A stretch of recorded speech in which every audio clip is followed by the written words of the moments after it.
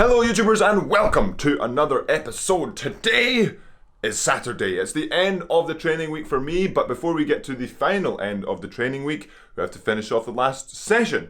Last session for me, nice and steady, 90 minutes on bay, lovely little stroll in the park at a UT2 heart rate, so between 120 and 140, and doing some research as well on the heart rate training, on endurance training while I spend 90 minutes on the machine. That's the benefits of having your steady sessions in the right intensities. You can sort of watch what you like and actually kind of absorb it. So today I'm looking at Phil Maffetone's work in his field. He is sort of supposed to be the guru of endurance training, low heart rate training, or at least just heart rate training in general. So going to be really interesting 90 minutes roughly until I feel like I'm not absorbing it anymore, of him chatting away about sort of his experiences, his expertise, because as always, trying to get as many people's opinions as possible and then bringing them into yourselves and then saying, okay, what might work for me and what might not work for me. So now time to start off the 90 minutes steady,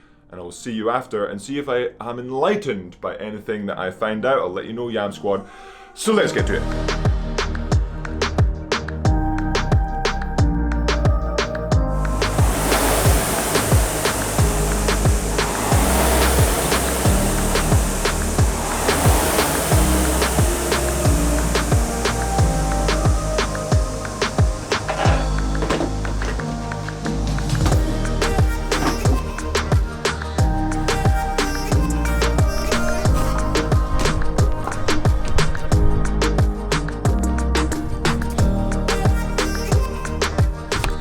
And we've finished off the workout for today.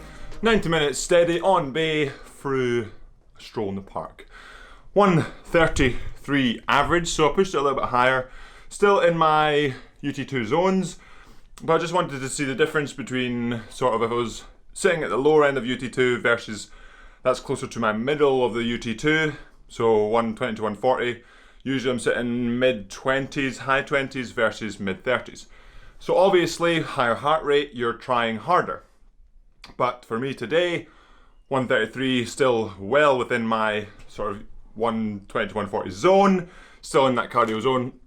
But obviously with heart rate, there can be other variables that can come in and affect that heart rate. So remember back to the first Yam Cave, I remember doing a couple of workouts at 151, 152 for 90 minutes, but it was very cold, good airflow, which makes a massive, massive difference. So today, in the Yam Cave V2, airflow isn't fantastic. On top of that, it's absolutely roasting outside, and it's not very windy, so the airflow isn't fantastic. Plus, it's a little bit later in the day. Usually I'll get a little bit earlier in the morning, so the house itself is heating up. So all three of those combined makes it a little bit harder for the body to cool itself down, and therefore more energy has to be spent to keep it cooling down, and therefore higher heart rate.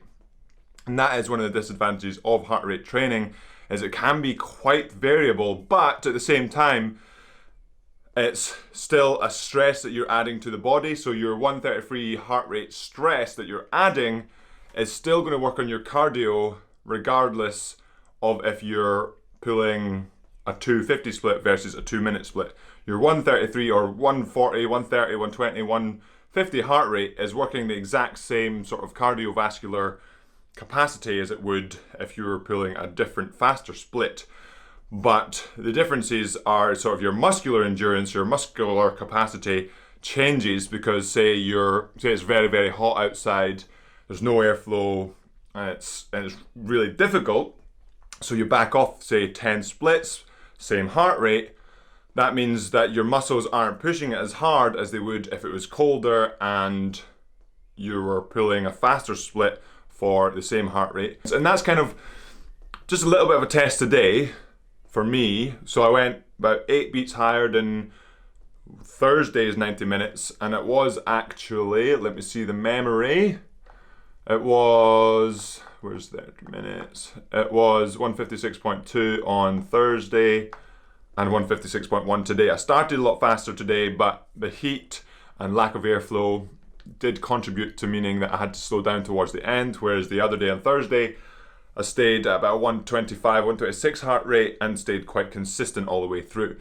And it's really some of the things that, like I was watching the videos here today about sort of the Dr. Phil Maffetone's training method. He talks about basically having two zones, your aerobic capacity, your anaerobic capacity. You train at your anaerobic capacity for the vast majority of your training, and then you test yourself sort of every month doing the exact same workout at the exact same heart rate to see if the pace changes. And that's kind of what I've been doing with the cardio training, that going slower to go faster, building that aerobic base to create the ability to make it easier to hit that peak, is trying to hit that same heart rate. So say it's or 120, 130, 135, 125, whatever it is, having one workout where you do every few weeks, maybe 3-4 weeks, and you hit the exact same heart rate. Say it's, let's just, for example, 135 for say 20 minutes, and you get a 2-10 split. You work hard, you do some aerobic capacity training, 4 weeks pass, you do the same training, 135 heart rate, 20 minutes, and now you're at 205. Or maybe it's 207, but it is an improvement. And if it's not an improvement, then it's a case of, okay, well, I've been doing the right training, I should be able to go faster at the same heart rate, but what's getting in my way? Am I overdoing the training? Is my training not right? Am I doing the right training, but say undersleeping, underfueling? Maybe it's a combination of all three. Maybe there's other factors outside that you really just haven't realized. Like, for example, on the day where you do the tests, one day it was absolutely Baltic and you were like, yeah, hit that 210, 135. And then the next time you do the test, it was really, really hot and you hit 135, but you end up at 215, then it's kind of difficult. So you have to make sure the external factors are pretty similar, but still there should be an improvement over time if you stick to the training, you stick to the aerobic based training, and you stick to the consistency, because that's really a big thing. And it's the want to go fast can really sometimes get in the way. And I've really, over the past, maybe, especially in isolation, where I've done a lot of just base aerobic training, I've thought, oh, I just want to go fast. And with the introduction of a couple of high intensity workouts this past couple of weeks, I completely understand why previously I have, and why some of you and just people training in general can get caught in that loop of, I just do some high intensity. I can see those fast numbers. I can see I'm improving really, really quickly. But that's the whole thing. It's a really quick improvement, but not for a very long time. Maybe 3 or 4 weeks, but not really much more than that. But hopefully all of that made sense. I ended up just waffling about heart rate training because, again, I think it is a really big thing. A lot of sports like cycling, running are way ahead of rowing in sort of analysing the body, and there's loads of resources out there talking about heart rate training that we can use, and that's kind of the difficulty as well.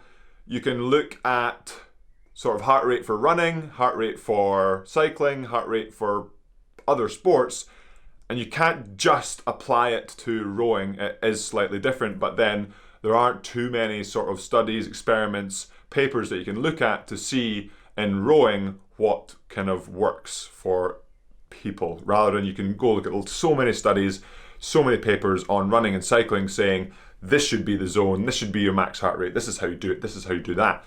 So rowing a little bit behind, but we are getting there, and just for me doing a little bit of experimenting, not drastically doing things differently, but say it's, okay, maybe I want to try my heart rate at 130, maybe I want to try it at 125.